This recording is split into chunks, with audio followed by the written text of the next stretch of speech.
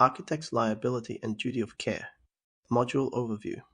This section provides an in-depth overview of liability and duty of care in the practice of architecture.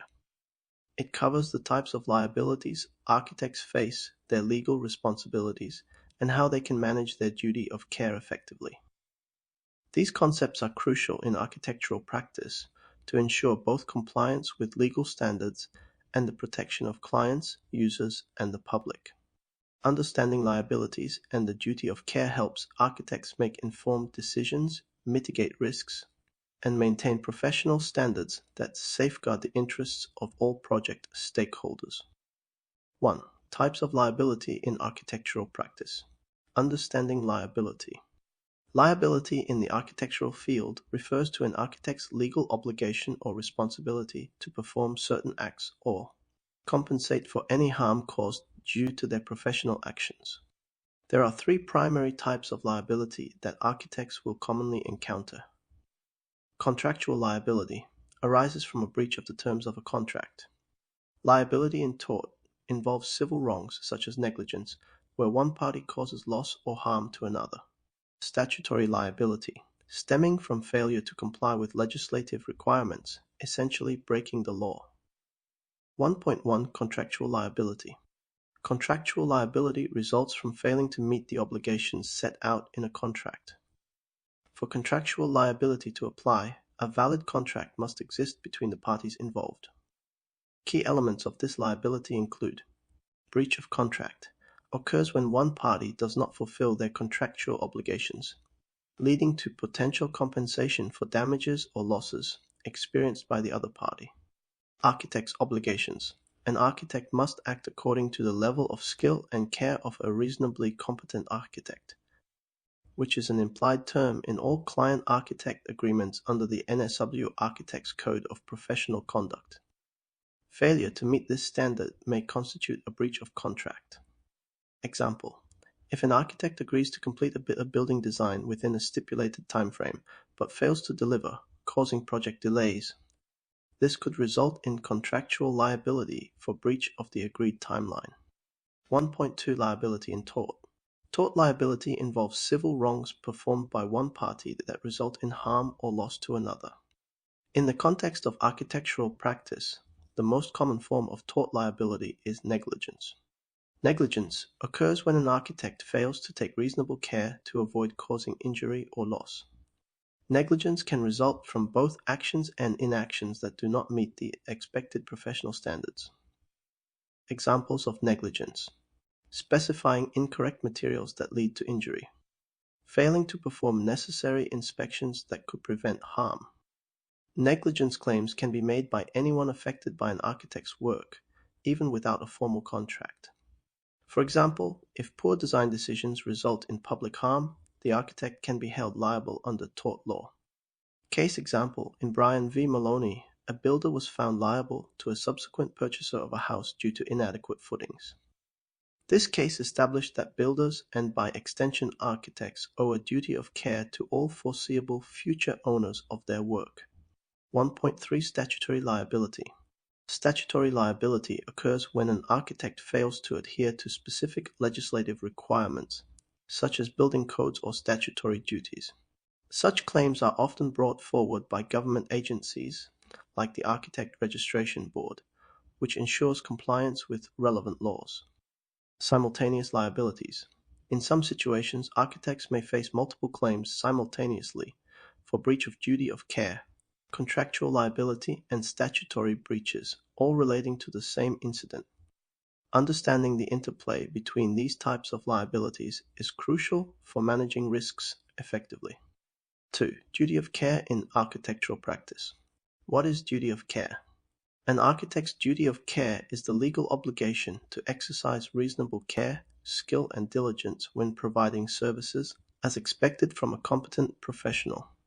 This duty automatically applies when the architect knows, or ought to know, that their actions or statements are likely to be relied upon by others. 2.1 Duty of care elements. The duty of care involves several core elements. Reasonable reliance. Duty of care is often established when it is reasonable to assume that others will rely on the architect's statements or work. This duty applies to both paid advice and, in some cases, free advice. Standard of care. The standard is judged based on what a reasonably competent architect would do under similar circumstances, using the knowledge available at the time. Case reference. In Volume 1 v. Inglewood Shire, it was determined that architects must exercise reasonable care, skill, and diligence regardless of any reviews their plans undergo by other authorities. The court ruled that architects could not excuse negligence by relying on external reviews to catch their mistakes. 2.2 Giving advice. Architects should exercise caution when providing advice, particularly free or informal advice. Any advice given could create an expectation of reliability, leading to potential liability. Precautionary measures. Stating qualifications. Always indicate the limits of your advice and the context it is provided in. Disclaimer usage. Clearly state any reservations in the advice and provide disclaimers to prevent undue reliance. Examples. In Carosella Viginos and Gilbert Piloted, a consulting engineer was found negligent for failing to clarify the preliminary nature of a footing report, which led to extensive damage. This example highlights the importance of clearly stating limitations on professional advice. Higher standards of care. If an architect claims or implies a higher standard of performance, they may be legally required to meet that higher standard, which could increase liability. It is advisable to avoid using terms such as highest or guarantee in professional communications or contract documents to mitigate this risk. 3. Risk management in relation to liability and duty of care. Managing liability risks. Architects can manage their liability risks through various strategies. Contractual provisions. Limitation clauses.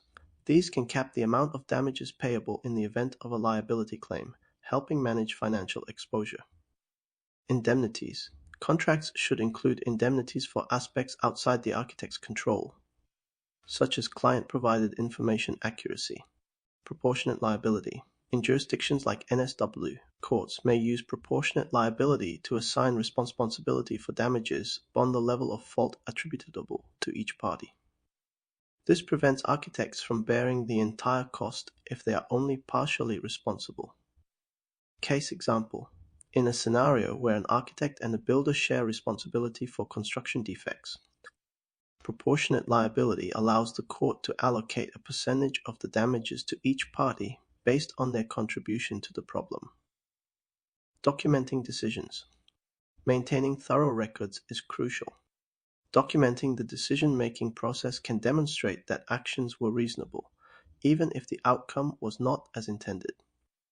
This record-keeping can help defend against liability claims by showing the logic and steps taken at each stage. Duty of care in practice. To fulfill the duty of care effectively, follow industry standards. Always adhere to the accepted practices in the field. What is widely accepted is judged based on the standards at the time of the decision, not when the claim is made. Communication with clients. Ensure clients understand the risks involved and are aware of the architect's obligations. Clear and effective communication helps manage expectations and prevents misunderstandings that could lead to claims. Example. Before proceeding with a design change that might impact project costs or timelines, an architect should clearly explain these potential impacts to the client and obtain their informed consent. Conclusion.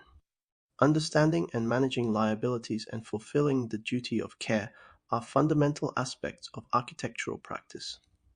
By recognizing the different types of liability, contractual, tort, and statutory, architects can proactively manage their risks. Likewise, a strong grasp of the duty of care ensures that architects provide professional services in a manner that meets legal and ethical standards, thereby safeguarding their clients, the public, and their professional integrity.